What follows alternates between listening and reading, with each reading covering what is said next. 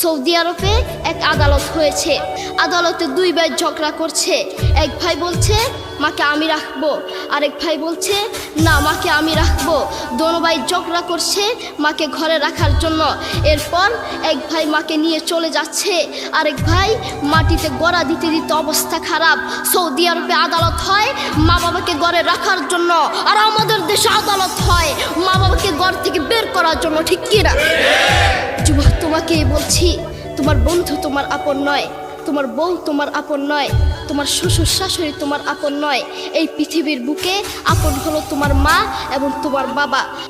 Corona আসার পরে প্রমাণ করে দিয়েছে কে আপন।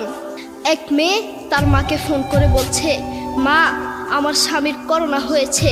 মা বললেন সাবধান, তার কাছে যাবি না, আমি সকালে সিএনজি পাঠিয়ে দিব, তুই টপ করে সিএনজিতে উঠে যাবি। এটার নাম দুনিয়া, এটার নাম দুনিয়া।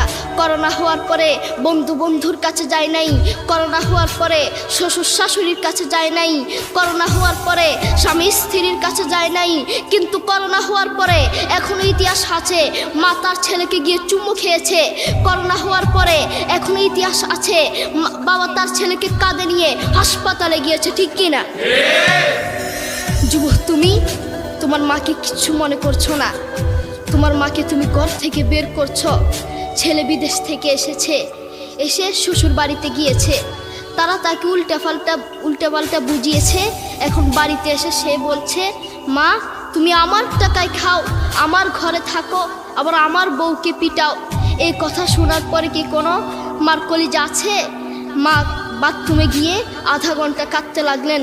কেঁদে অজু করে নামাজে দাঁড়ালেন।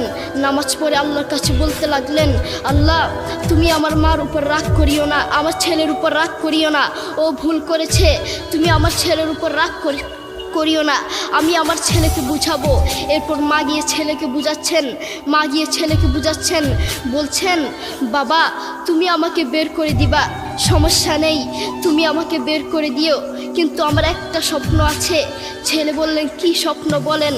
মা বললেন তুমি বাজারে গিয়ে একটা পাকা আম নিয়ে আসবা, এসে তোমার বুকের উপর রাখবা, সকালে উঠে ওটা আমি খাবো। এরপর ছেলে বললেন আচ্ছা ঠিক আছে। ছেলে বাজারে গিয়ে একটা পাকা আম নিয়ে আসলো, এসে বুকের উপরে রাখলো। 5 মিনিট না যেতেই সেই আম পিঠের নিচে পড়ে চ্যাপ্টা হয়ে গিয়েছে। এরপর ছেলে মাকে বললেন, মা তুমি কি সকালে উঠে আমটা খাবে? ওটা 5 মিনিট না যেতেই পিঠের নিচে পড়ে চ্যাপ্টা হয়ে গিয়েছে। এরপর মা চোখের পানি ছেড়ে বলল, বাবা আমি আসলে তোকে খাওয়ার জন্য বলি নাই, আমি আম খাওয়ার জন্য বলি নাই, আমি তোমাকে বুঝার জন্য বলেছি। তুমি আজ একটা রাত এই আমটা রাখতে পারো নাই, আমটা বুকের উপর রাখতে পারো নাই, আর আমি সেই তোমার দুঃখিনী মা যে 1 বছর 2 বছর নয় 3 বছর নয় পাক্কা 5টা বছর এভাবে তোমাকে রেখেছি। আমিও যদি তোমার মতো এভাবে ঘুমাতাম, তুমিও তো আমার পিঠের নিচে পড়ে চ্যাপ্টা হয়ে যেতা।